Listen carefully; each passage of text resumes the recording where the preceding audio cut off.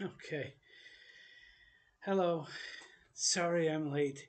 I had a little problem with the interface and here I am. Hello, everyone. Anthony here. I'm here for another session. We're going to talk about speaking and the use of speaking as a tool for learning English. You know that in English, you have different skills: listening, reading, writing, and speaking. They're all important, but I tend to focus on speaking, and this is what we're going to talk about today. Okay, so let's have a look at some of the ideas that I want to share with you today. Just let me. Okay, here. All right. Yeah. Speaking is important. It is important. It's probably the most important of the skills because it's clearly one of the skills that people want to acquire. You acquire skills, and so speaking is a skill. It is important. Let's look at why it's important. Okay. First of all, if you consider vocabulary, what you know in a foreign language, you really know mostly vocabulary. You learn vocabulary. Grammar is important. It's the structure. You learn the pronunciation. You learn a lot of things, but vocabulary is what helps most when you speak. And there are two ideas about vocabulary.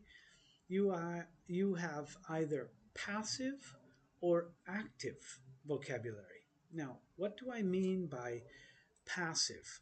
Passive is the written or the audible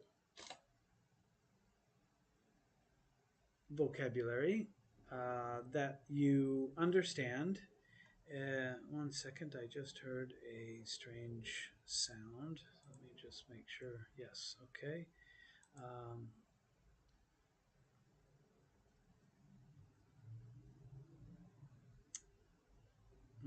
okay, I understand.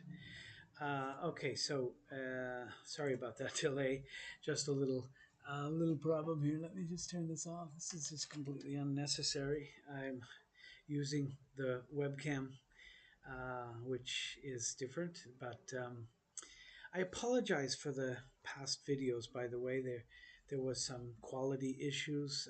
I was not in my usual place, but all right, we have passive and active. Passive is the audible or written vocabulary that you understand, even if it's only intuitively. So you see something and you can capture the meaning. You have an idea of what the sentence is about. Maybe in a paragraph, you have an idea of what the paragraph is about. It's the vocabulary that you have seen and somehow remembered. Okay, and active, on the other hand, is vocabulary that you are able to remember and use when you are speaking. So the active vocabulary is what we use when we speak. How many times have you tried to speak and you hesitate because I know a word, I know the meaning, but I can't remember this word? At that moment, you have a block. You draw a blank. And that means that nothing comes. So that word is not yet active. It's passive.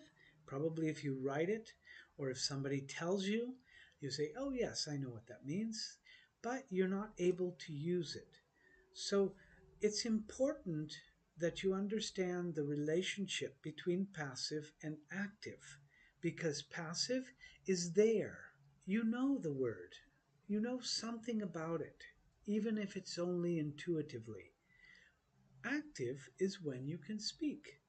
You can use the word when you are speaking, and that's different. So, how do you activate?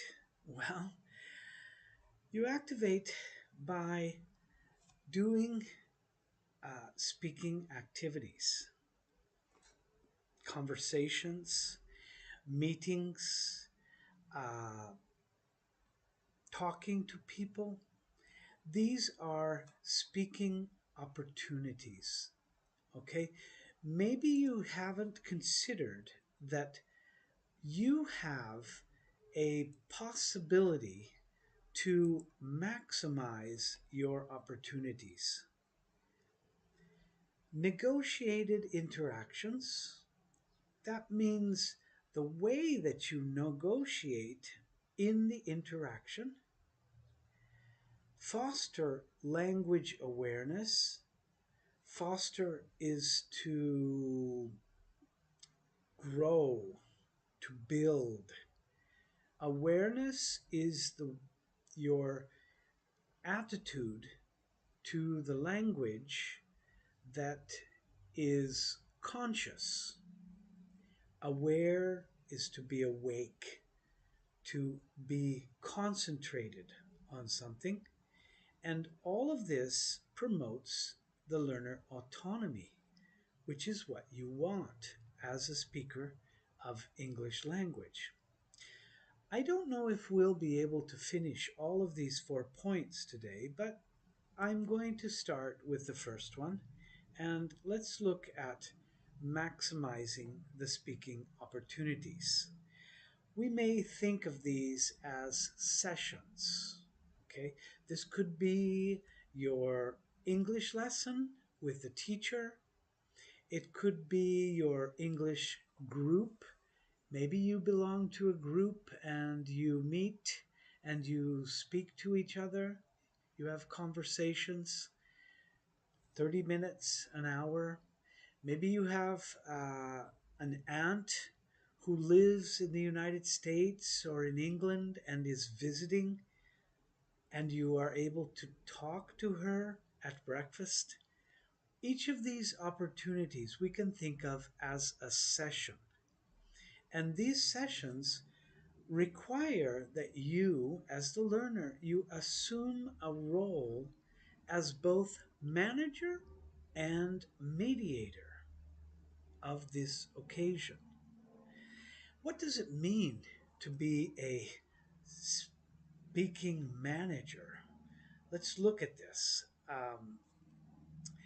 When you think about this approach, you can actually arrange the interaction in a way that is profitable for you.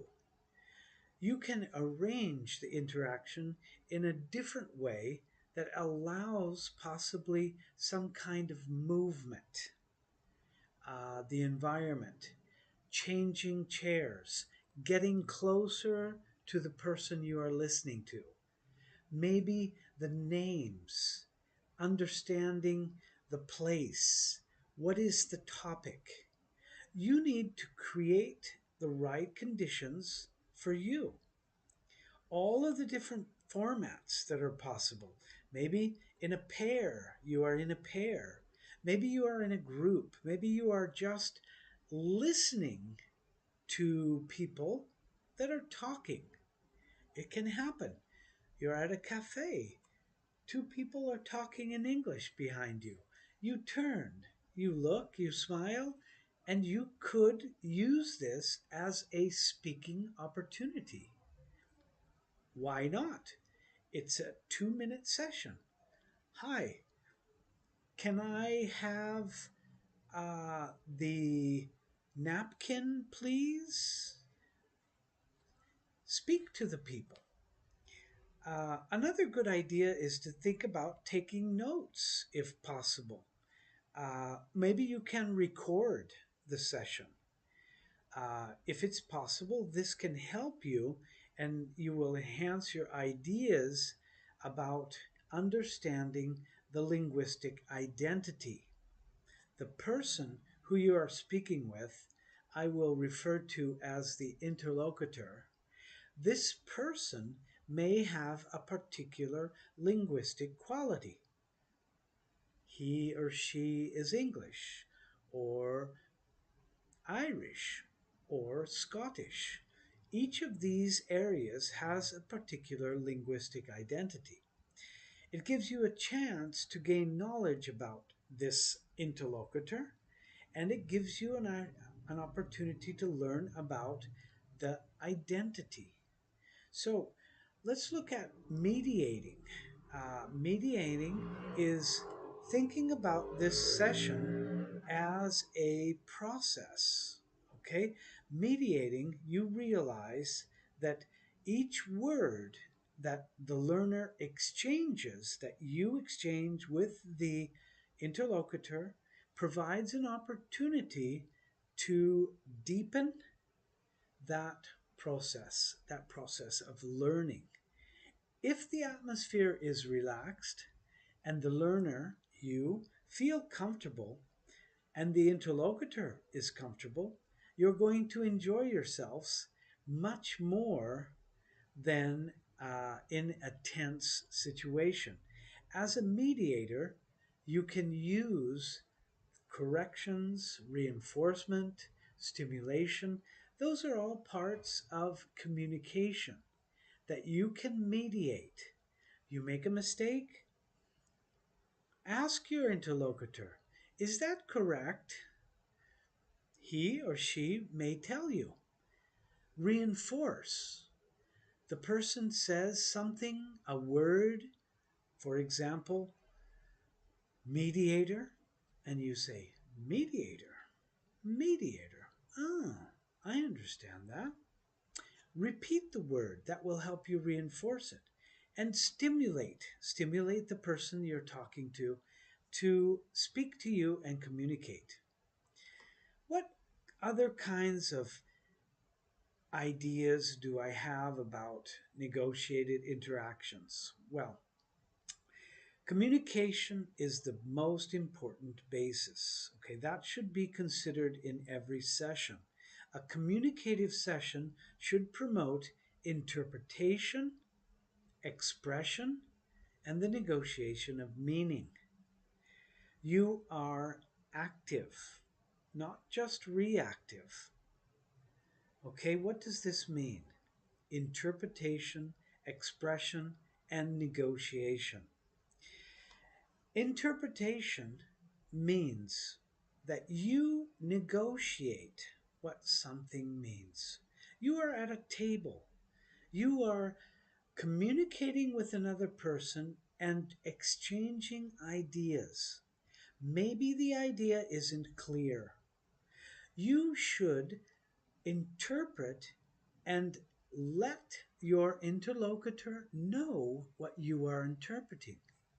If I say, this promotes interpretation, you can say, excuse me, Anthony, interpretation, what exactly do you mean by interpretation?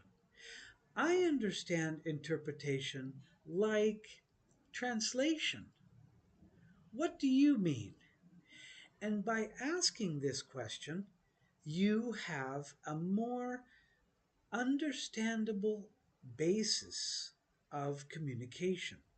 Your following statements, your following interactions will be clearer, and the interlocutor follows you as you learn from them, of course. Expression. What does it mean to promote expression? Expression is your reaction to something. Your reaction, not just sitting, listening, trying to understand, but interacting. Expression. Wow. No.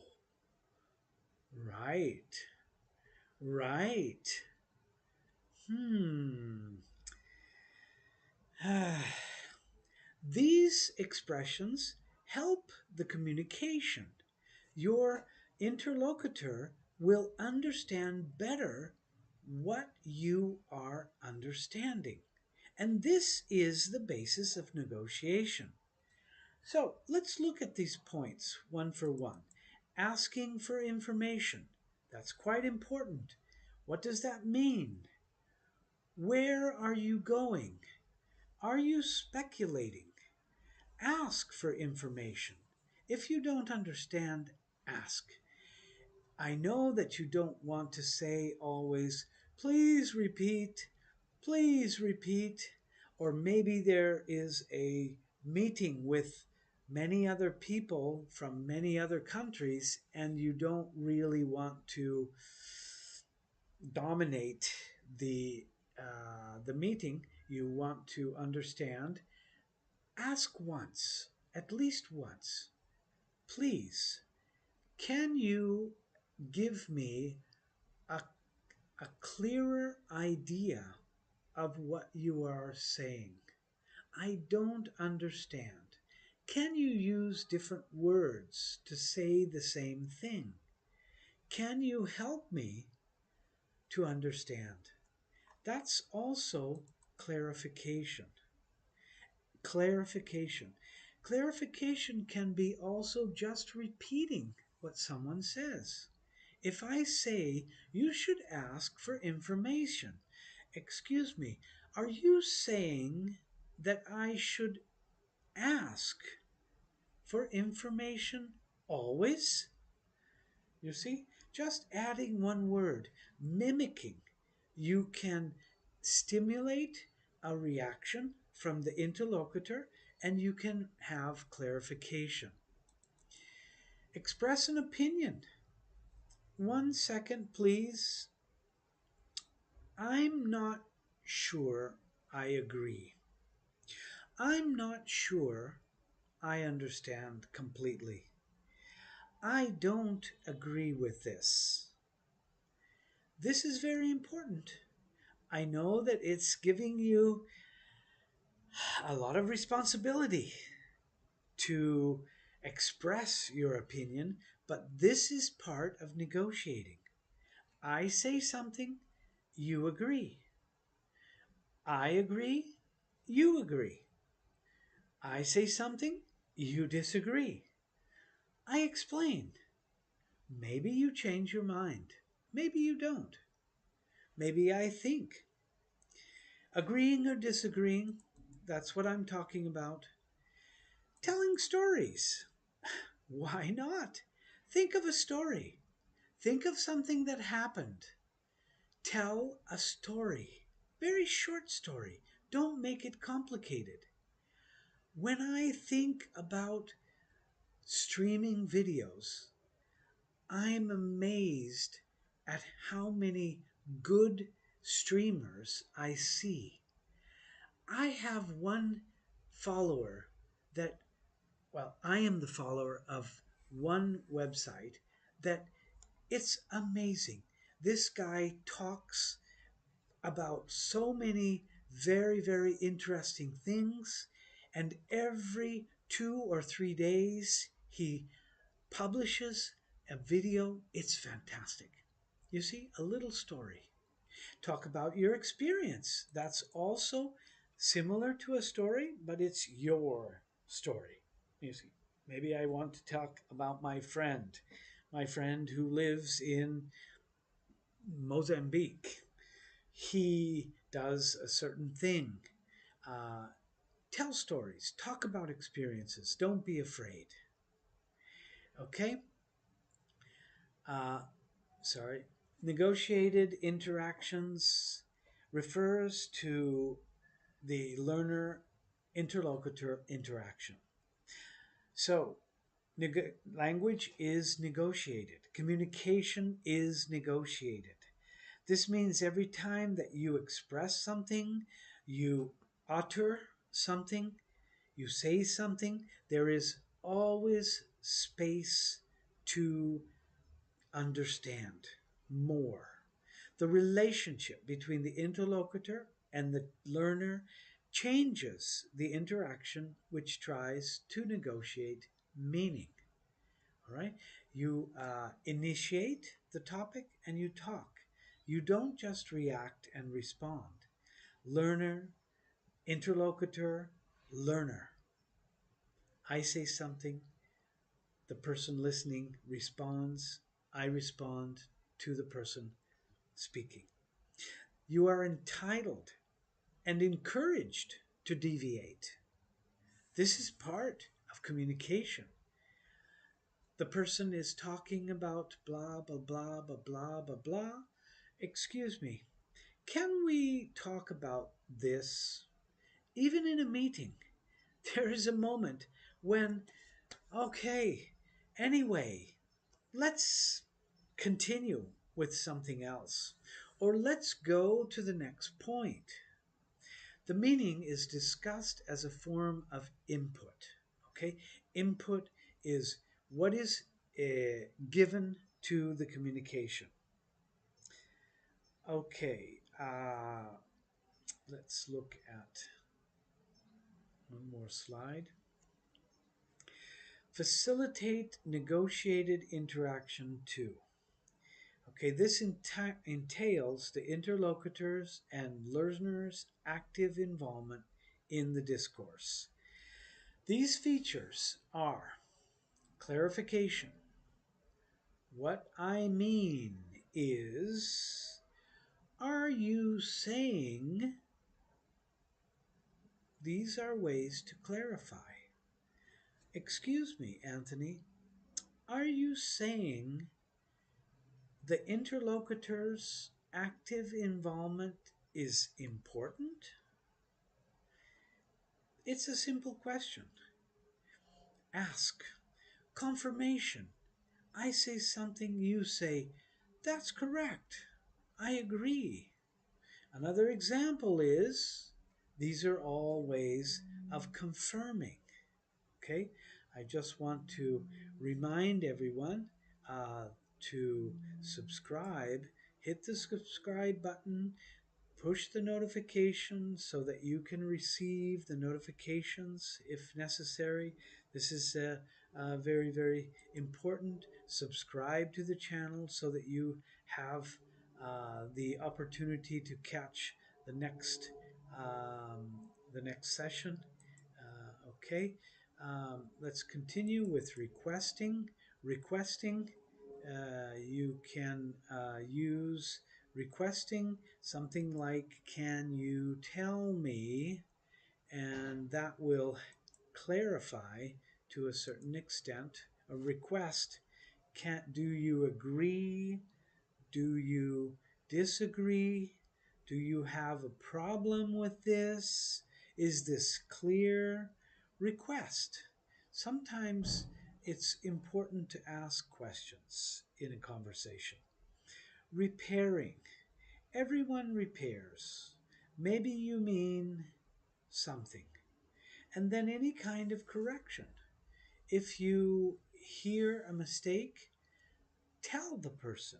Maybe you are speaking with another non-native speaker, and that person says, my brother don't work. Maybe you can say, your brother doesn't work, with a smile, of course, so that the person understands you're not being pedantic. You are just using this as a means of communication. Reacting, I don't agree at all. Maybe you're right, but these are ways of reacting. And recasting. Recasting is very, very important. It's a very easy way to break the tension of a meeting or a conversation. Repeat the utterance. Excuse me, Anthony, 1 second. Did you say repeat the utterance?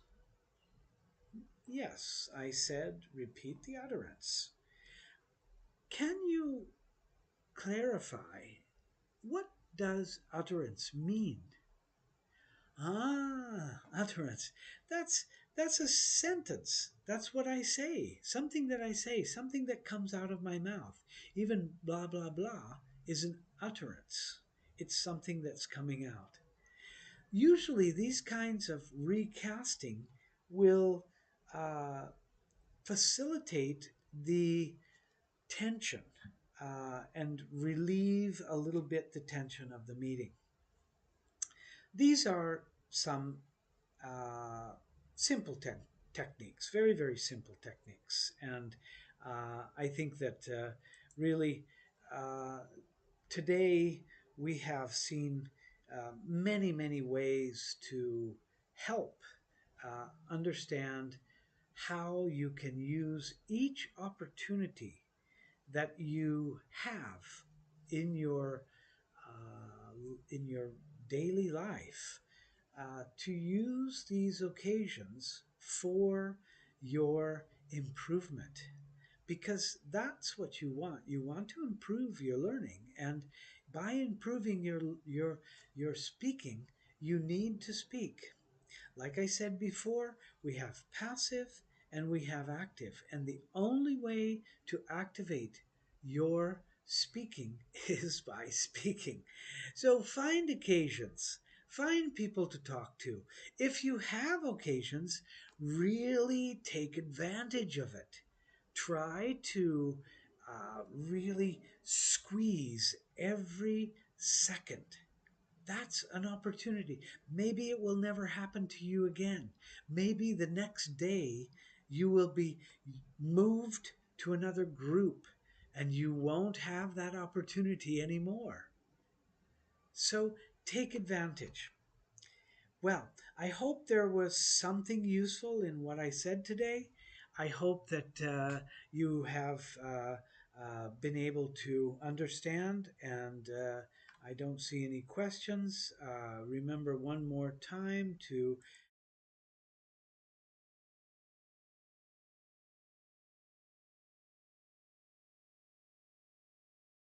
and I want to thank you for watching this video. See you next time. Bye bye.